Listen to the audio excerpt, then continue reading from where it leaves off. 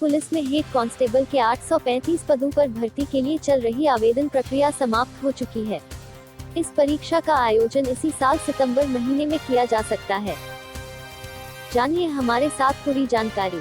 कर्मचारी चयन आयोग (एसएससी) द्वारा दिल्ली पुलिस में हेड कांस्टेबल मिनिस्ट्रियल के 835 पदों पर निकाली गई भर्ती के लिए आवेदन प्रक्रिया पहले ही समाप्त हो चुकी थी और अब इस भर्ती के लिए आवेदन में सुधार की प्रक्रिया भी समाप्त हो गई है।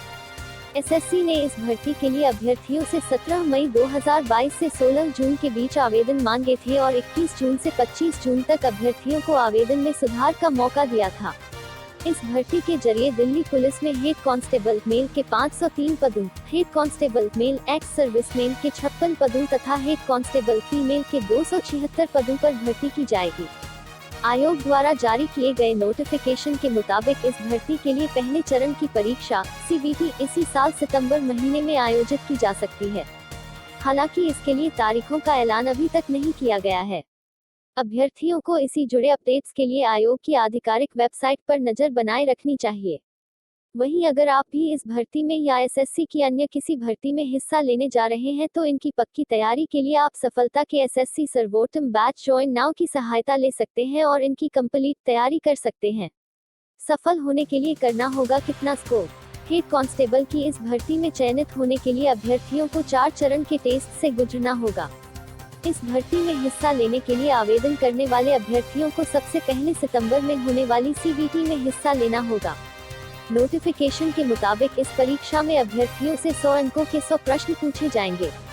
यह उम्मीद जताई जा रही है कि इस परीक्षा में सफल होने के लिए सामान्य श्रेणी के पुरुष अभ्यर्थियों को 74 से 78 मार्क्स और सामान्य श्रेणी की महिला अभ्यर्थियों को 68 से 72 मार्क्स के बीच स्कोर करना पड़ सकता है।